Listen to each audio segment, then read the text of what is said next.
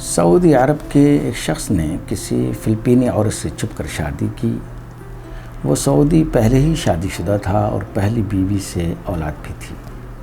جب یہ سعودی شخص بوڑھا اور بیمار ہو گیا تو اس نے اپنے پہلے بیوی کی اولاد کو وصیت کے لیے جمع کیا اور ان میں سے اپنے بڑے بیٹے کو بتایا، بیٹا میں نے چھپ کے ایک فلپینی عورت سے بھی شادی کی ہوئی ہے، میرے بعد ان کا خیال رکھنا اور وراثت میں ان کو بھی حق دینا، اور ساتھ ہی ان کا مکمل پتہ بھی دیا جہاں وہ رہتی تھی۔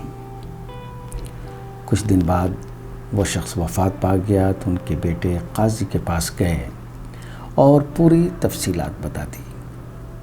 قاضی نے حکم دیا کہ فلپینی عورت کو بھی یہاں پیش کریں، تو بڑا بیٹا اپنے والد کے دیے ہوئے ایڈریس کے مطابق فلپین پہنچا، بڑی مشکل سے اس کی گلی میں پہنچا جہاں وہ رہتی تھی۔ اس کے بعد بیٹے نے فلپینی خاتون کو ساری تفصیلات بتائیں اور ان کو سعودی سفر کے لیے کسی طرح منایا۔ پھر وہ اپنی دوسری ماں کو لے کر سعودی پہنچا اور سیدھا قاضی کے پاس گیا تو اس فلپینی عورت کے حصے میں 8 لاکھ ریال وراثت میں آئے۔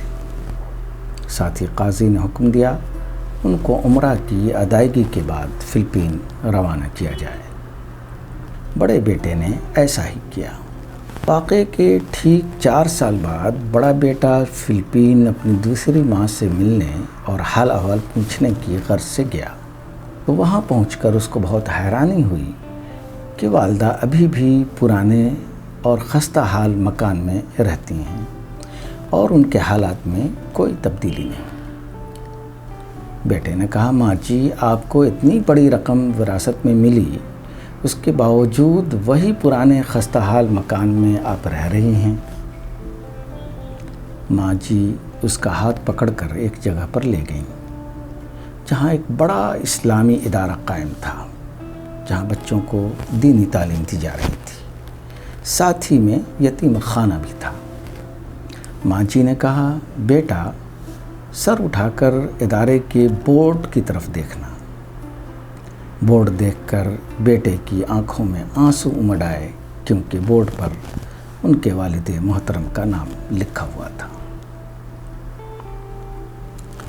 اس نے ایک صفت عورت نے کہا، میں نے یہ ادارہ اپنے وراثت کے پیسے سے بنایا ہے اور اپنے شوہر کے نام پر وقف کر دیا ہے تاکہ ان کو اس ادارے کی وجہ سے ثواب ملتا رہے۔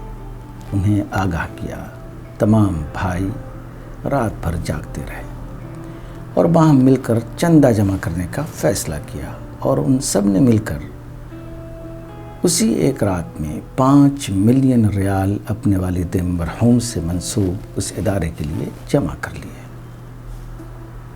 سبق ملتا ہے، مالداروں کی اولادیں وراثت کی رقم کے حصول کے لیے اپنے والدین کے مرنے کا انتظار کرتی ہیں، اور جو سچی محبت کرنے والی اولاد ہوتی ہے وہ اپنے والدین کے مرنے کے بعد توشہ آخرت بھیجنے کی فکر میں رہتی ہے۔